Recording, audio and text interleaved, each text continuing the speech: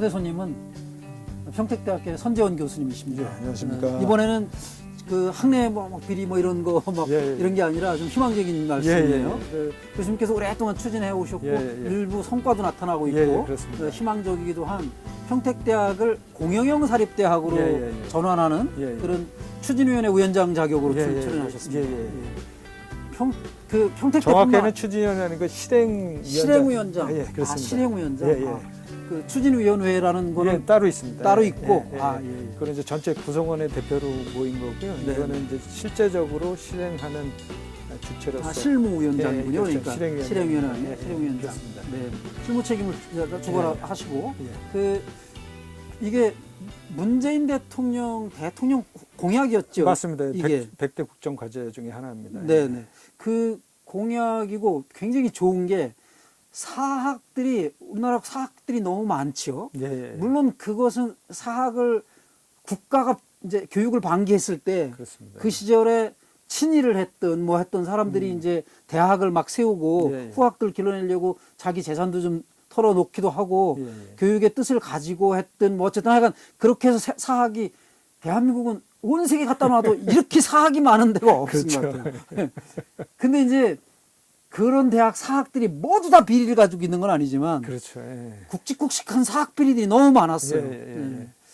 그래서 이제 이런 사학들이 비리가 생기면 임시이사 파견해가지고 대충 뭐 이렇게 하다가 또다시 안 되고 또다시 적폐가 다시 또 부활해버리고 막 이런 일들이 계속 반복되고 상징적으로는 정말 그런 상지대가 아주 대표적일 것 같은데 그런 식으로 다 되는 대학들을 그것뿐만 아니라 비리가 또 없어도 뭐 특히 지방으로 내려갈수록 평택만 해도 수도권이니까 좀 덜 하겠지만 뭐 학생 수도 계속 줄고 뭐 재정도 좀 열악해지고 뭐 아동 숫자가 점점 적어지니까 대학생 수도 적어지고 여러 가지로 이제 그런 게 있을 때 이거를 해결하는 방안으로 공영형 사립대학이라고 아이디어를 낸 거는 정말 이건 신의 한 수 같아요. 그렇습니다. 그걸 추진해 오시면서 하여간 이런 보고서도 나왔고요. 이거 만드는 과정에서 핵심 노릇을 하신 거예요. 실무 일을 하신 거잖아요. 그거를 추진하게 됐고 그 상지대 전남대든가 조선대 전남대는 국립이고 조선대 평택대 이런 대표적이에요. 그런 대학에 꼽히는 것까지도 골랐을 거 아니에요. 뭐 교육부에서도 뭐 그런 역할을 다 하셨어요. 어떤 노력을 기울이셨죠? 얼마나 힘드셨어요? 아닙니다. 뭐 많은 분들이 이걸 원하셨기 때문에 특히 우리 구성원들이 원하셨기 때문에 되는 겁니다. 그러니까 여기에 설문조사를 했는데요. 그러니까 교내 구성원의 설문에 응한 90%가 찬성을 했습니다. 전원에. 그리고 오히려 더 또 흥미로운 거는 여기 지역 대표들, 오피니언 리더분들도 설문조사를 했는데 오히려 90%좀 더 넘었습니다. 그러니까 우리 지역에서도 열혈로 원하는 그런 그래서 저도 깜짝 놀랐습니다. 교육부에서 평가할 때 좋은 점수를 받았겠는데요. 그렇습니다. 그래서 그러니까 뭐 요거 자체가 그걸 선정하는 거는 아니지만 좋은 지표는 되는 거는 그렇죠. 그렇습니다. 그리고 이제 요거를 실증 연구를 진행을 하면서 그 공영형 사립대로 전환할 수 있는 중요한 요건은 이제 재정위원회라는 것도 만들었고요. 재정위원회 혹시 뭐죠?라고 생각할까 그러는데 이제 그거는 이제 국공립대학에서 그것도 아주 오래된 건 아닌데 국공립대학에서 그걸 이제 설치를 의무화했습니다. 그래서 그러니까 그 공영형 사립대를 연구하시는 분들이 그러니까 지금의 이제 사립대를 형태를 유지하면서 투명성을 지킬 수 있는 방안이 무엇일까라고 생각했을 때 그래도 재정위원회를 도입을 하는 게 회계가 너무 불투명하니까 그렇습니다. 그래서 그 전에는 이제 대학 내부에서는 이제 재정을 구성원들이 들여다볼 수 있는 거는 등록금 심의위원회밖에 없었습니다. 근데 요거는 그게 아니라 전반적인 전체 재정에 대해서 각 구성원 대표하고 외부 위원도 들어와서 그러니까 의결 기구입니다.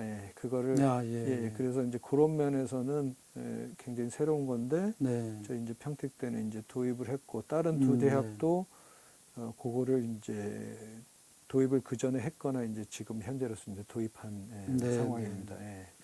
그 우선 시청자분들께서 공영형 사립대라는 말이 잘 또 뭔 뜻인지도 모르는 그렇죠. 분들이 혹시 계실지 그렇죠, 모르겠네요. 그렇죠. 예, 예. 공영형 사립대가 어떤 거죠? 예, 네. 공영 사립대를 음. 간단하게 말씀을 드리면요. 네. 그러니까 그 운영 주체 법인 이사회에 공적인 인물들을 적극 받아들여서 그 대신에 공적인 재정 지원을 받는 그런 형태라고 이제 간단하게 하면은 그렇게 말씀을 드릴 수 있습니다. 네. 운영 주체는 사학 법인이죠. 그렇죠. 그렇습니다. 그렇지만 실제 내용 운영하는 방식이나 투명성이나 민주성이나 막 이런 것들을 보면 이거는 공립대학, 국립대학 이런 것과 맞먹는 그렇죠. 예, 그걸 지향하고 있는 지향하고 겁니다. 있는 거고. 그런 겁니다. 예를 들어서 조금 더 이제 구체적으로 말씀드리면은 네. 여태까지는 뭐 회의록 같은 경우에도 뭐 1년이나 이렇게 하지만 회의록도 계속적으로 이제 공개를 하고요. 네, 네. 그다음에 이제 이사회 같은 경우에도 참관을 하게 한다든지 아, 예, 예, 그런 제도들을 네, 네. 이제 도입을 한다라는 겁니다. 근데 예, 예. 그 이미 그 지적도 하셨지만 예. 저는 우리 한국의 그 사립대학이 이제 비리가 발생할 수밖에 없는 거는 네. 이 아무리 사립대라 하더라도 일단은 학교 법인이기 때문에 그거는 이제 이미 공적인 단체거든요. 그렇죠. 그러니까 사실은. 누가 예. 개인에 의해서 전체 의사결정을 좌지우지할 수 없는 그런 네, 네. 존재임에도 불구하고 네, 네. 그러니까 법원조차도 이제 법원이나 일반 상식들에 있어서 네. 그거를 누군가의 개인이 설립자 예를 들어서 뭐 설립자라 그러면은 네, 네. 거기에 대한 특별한 거의 소유권에 가까운 네, 그런 네. 권한을 인정하는 사회적 분위기가 가장 큰 문제라고 저는 네. 생각을 합니다. 예, 그래서 예. 그렇게 많은 경험은 아니지만 네. 그래서 재판 과정이라든지 해보면은 예. 그래도 설립자인데 이런 생각이 있는 것 같아요. 이거 예. 정말 말도 안 되는 얘기인데 네. 그런 부분이 있는데 그거를 제도적으로 네, 네. 좀 그거를 이제 막을 수 있는 네. 그런 장치를 마련하자는 그런 취지인 것 같습니다. 최근에 그 사립 유치원에서 맞습니다. 거의 예. 똑같은 게 예. 내 돈 내고 내가 유치원 만들어서 하는데 니들이 맞습니다. 왜 회계를 투명하게 하라는 너 맞습니다. 니들이 뭐라 일하는 자를 하느냐 이제 이런 구조상으로는 똑같습니다. 그렇죠. 구조상으로 똑같습니다. 네, 여기도 그렇게 해서는 안 되는데 예. 그게 당연시되고 이런 얘기는 아마 상식 들으시면 아마 깜짝 놀랄 텐데요. 네. 보통 그러니까 학교에서 그 교비를 횡령을 하지 않습니까? 네. 교비 횡령을 예를 들어서 1억을 자기가 개인적으로 뭐 썼다. 네, 네. 그랬는데 이제 감사가 나오면은 그거를 1억을 갖다가 메꾸면은 처벌이 안 됩니다. 그게 상식적으로 이해가 가십니까? 근데 이게 누구는 그 편의점에서 빵 하나 훔쳐도 거기에 형사 처벌을 받는데 아 실제로요? 그러니까 현실입니다. 레알입니다. 레알? 그러면 와 그래요? 그러니까 그게 저도 그걸 했는데 깜짝 놀란다기보다 그냥 정말 어처구니가 없네요. 어처구니가 없습니다. 어처구니가 없습니다. 그거를 그러니까 그거 안 갚으면은 그 다음에 징계 조치에 들어가는데 갚으면은 징계 대상조차가 안 됩니다. 그러니까 아니 보통 이제 재판을 할 때 그 사법 처리 받으면 그건 이제 참작 사유는 될 수 있겠죠. 그렇죠. 유죄는 확정되고 예. 그래서 결국은 뭐 재판하는 과정에 그걸 변제했더라. 변제했으니까 그 점에 대해서는 참작을 해서 유죄는 유죄지만 형량을 좀 낮췄는데 이거는 뭐 그러니까 제가 그거를 보고 너무나 놀랐습니다. 그러니까 여기는 완전히 이른바 치외법권 같은 그런 곳이라고 저는 생각을 했습니다. 그게 단적으로 이제 얼마나 사학들이 그 치외법권적으로 보호받고 있는지를 잘 알 수 있는 것 같습니다. 그것도 정말 생각해 보면 우리 학생들 뭐 밤새 아르바이트 해가지고 수업 때 막 졸고 그런 모습을 보면은 정말 안타까운데 그런 등록금을 받아서 그렇게 유용을 하고 그런 거 아닙니까? 그런 부분들이 그러니까 마치 자기 돈 쓰듯이 쓰고 네. 있으니까 그런 부분이 저희 학교뿐만 아니라 상당수 그렇게 되고 있는 걸 알고 예. 있습니다. 그리고 실제로 사립대학에도 사립유치원도 마찬가지지만 예, 예. 부모님들이 내는 돈만 혹은 자기들이 내는 돈만 있는 게 아니라 국가 지원이 있잖아요. 세금 물론입니다, 가지고. 물론입니다. 예, 사립대학도 마찬가지잖아요. 맞습니다, 예. 맞습니다. 그렇게 하는데도 그냥 그거는 받는 건 받지만 예. 이건 내 거다 이러면서 그냥 예, 하는. 예. 예. 그리고 실은 그렇게 전국적으로 보면 물론 이제 그 법인에서 학교로 도와주는 법인 전입금 같은 경우가 그렇게 높지가 않습니다. 그러니까 네. 그 전국적으로 따져도 10% 미만이고요. 네, 네, 저희 네. 학교 같은 경우 훨씬 더 낮았고요. 법인 전입금 뭐 몇 년 동안 100원인데도 있고 막 그랬던데요. 그러니까 그러면서 이제 본인의 권리를 이제 주장하는 그런 거는 좀 앞뒤가 좀 안 맞는 것 같습니다. 예. 그런데 예. 네. 그러면 말씀하십시오. 그 이제 평택대학이 공영형 사립대학으로 어디 그 최종적인 데는 공영형 사립대학을 교육부에서 인가를 해줘야 되는 겁니까? 아니면 뭐 케이스 마크처럼 여기는 공영형으로 인증이 되는 겁니까? 뭐 어떻게 그 그게 마지막 실은 단계는 어떤 거예요? 그 부분이 아직 명확하지는 않습니다. 그러니까 네. 일단 공영사립대를 이제 문재인 정부에서 100대 국정과제를 했지만 네, 그러려 그러면은 이제 중앙정부의 예산, 특히 이제 네, 네, 기재부에서 이제 새로운 항목으로 신설을 하고 네, 그걸 이제 예산을 확보를 해줘야 되는데 네, 지금 문재인 정부 출범 이래 계속 노력을 했잖아요. 이 부분에 관해서는 교육부가 노력을 한 거로 저도 인정을 네, 할 수가 네, 있습니다. 네, 네. 근데 기재부에서 막혀서 요번에는 이제 그나마 그러니까 사학혁신 지원 네, 네, 사업으로서 그러니까 좀 레벨을 낮춘 거죠. 예, 수준을 낮춰서 예, 예. 사학혁신을 지원을 하는 학교에 네. 각 10억씩 50억 예산을 확보를 했습니다. 그래서 5년간 아니면 그- 5개 대학에. 예, 5개 대학에 예. 그래서 해서 이제 고거가 됐는데 이제 그럼 평택대도 거기 선정은 됐어요? 아닙니다. 이제부터 이제 공고가 될 공고가 거고 돼 있고. 그거 이제 저희들도 그럼 이제 이런 것들을 이제 그동안 그렇습니다. 해온 거, 뭐 성과를, 아까 예. 재정위원회 뭐 이런 것들을 이런 다 것들을 보시겠네요. 거기서 이제 교육부에서 봐서 저희도 이제 구성은 아까 보셨다시피 네, 네. 이제 90% 이상이기 때문에 네. 적극적으로 추진하려고 그러고 이 부분에 관해서는 그 좀 학교 운영에 대해서 좀 서로 의견이 다르다 하더라도 네, 네. 공영사립대에 대해서는 뭐 교수님들이나 네, 직원 네. 선생님들이나 뭐 네. 학생들은 거기에 대해서는 이견이 없습니다. 그래요? 부분- 그나마 다행입니다. 이 부분에 대해서는 이견이 없고 그거는 학교가 안정적으로 네, 그 운영될 수 있고 네. 그다음에 그 대학에 뭐 제대로 된 대학 네, 예. 네, 네. 이념대로 이제 실천할 수 있는 그런 기반이 생기기 때문에 아마 네, 네. 그렇게 생각을 하시는 것 같습니다. 예. 그리고 그 이제 어쨌든 그 10억 예산도 잘 따내시길 바라고요. 네. 그리고 이제 공영형 뭐 인증인지 제도인지 아직 초기 단계라 뭐 예. 최종적인 단계는 아직 안 나오겠. 그걸 말씀을 드리면요. 네. 그러니까 뭐 여기도 있지만 아까 제가 지난 전회에 거기서 마지막에 이제 좀 말씀도 약간 드렸는데 이게 네. 하나의 이제 사립대학을 구제하는 그걸로 그친다라는 게 아닙니다. 이거는 우리 한국의 전체 교육 개혁의 첫 마중물이 되는 겁니다. 그래서 먼저 이제 각 지역의 거점 사립대학들, 예를 들어서 뭐 상지대라든지 조선대라든지 이제 평택대가 여기서 공영형 사립대가 되면은 그다음에 이제 그 주위에 이제 대학들하고 네트워크를 해서요. 서로 연대를 만들어서 그 과정에서 동시에 국립대들도 서로 이제 네트워킹을 해서 그게 일정 정도 서로 연계가 되면은 최종적으로 이제 공동 입시, 공동 학위 수요까지 이제 생각을 하고 있는 겁니다. 그래서 이제 그러면은 자연스럽게 지금처럼 이제 건전한 학생들의 경쟁이 아니다. 그러니까 그 과열된 그런 경쟁을 이제 막을 수도 있고요.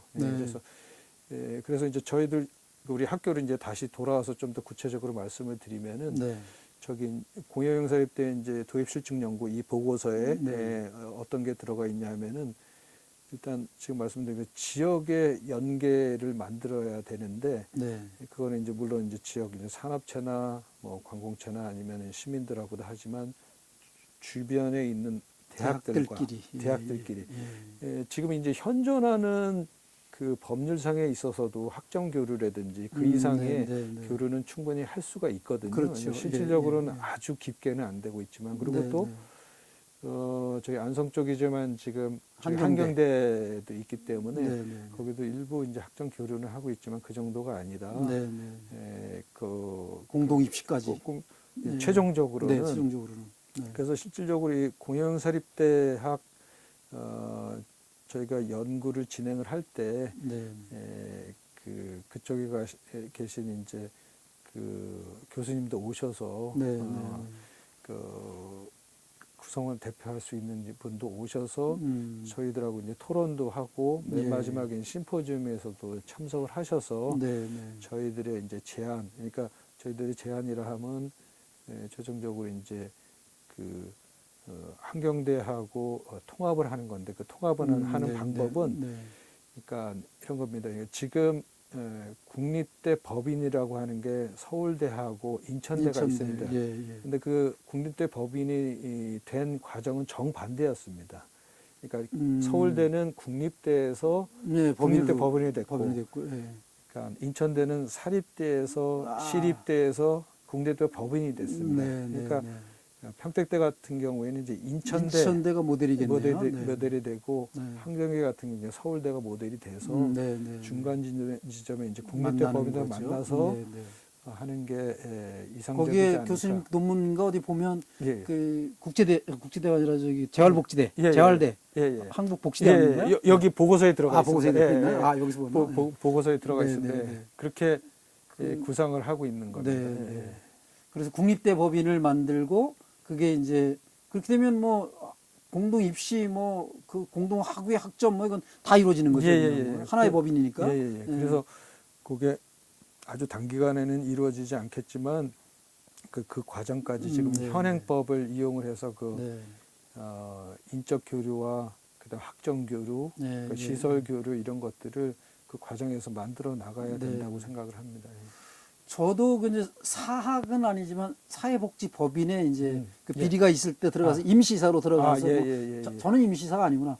임시사로 들어간 분들이 저를 이제 정의사 할 때 저도 추천해서 이제 이사가 된 적이 있는데 그 에바다입니다. 그 에바다. 그 말 많았던 그 에바다. 근데 그때만 해도 이런 걸 몰랐는데 나중에 함께 그 에바다에서 같이 이사를 했던 사람이 에바다를 떠나가지고 그 서울에 이제 또 비리 시설에 서울시에서 이제 그 임시사로 파견할 때 거길 들어가가지고 첫 번째 작품을 정말 멋지게 남겼어요. 그 임시이사회 중에 이분이 이제 이사장이 된 거죠. 평택 에바다 있다 간 분이 이사장이 돼가지고 어떤 아이디어를 냈냐면 우리 어차피 여기 뭐 사학이지만 거기 학교가 있어서요. 특수학교가 있었는데 그 이사들이 임시이사들인데 임시이사들이 돈 내가지고 뭐 옛날 그 사학을 재산을 털어서 세운 사람이 아니잖아요. 우리 돈 하나도 안 들어왔는데 우리는 이제 경영 책임이 된 거죠. 그러니까 우리 이거를 그냥 사학으로 계속 두지 말고 서울시 교육청에 공립으로 해달라고 요청해가지고 서울시 교육청에 기부 체납 이거 하자.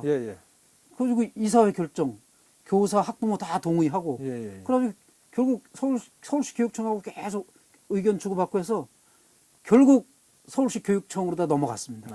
완전히 공립학교를 만들었어요. 저기 에바다 이사하던 시절에 그걸 알았으면 그런 방법이 있다는 걸 전혀 몰랐거든요. 공립화 할 수 있었어요, 에바다도. 근데 에바다는 지금도 사립이거든요. 그래 안타깝더라고요. 근데 지금 여기에는 이제 그렇게 완전히 공립화나 국립화 이런까지는 아니고 중간 단계로서는 공영형 사립대 요 과정을 거쳐서 결국 이제 국립대 법인 이런 거 생각하고 계신 거잖아요. 그렇습니다.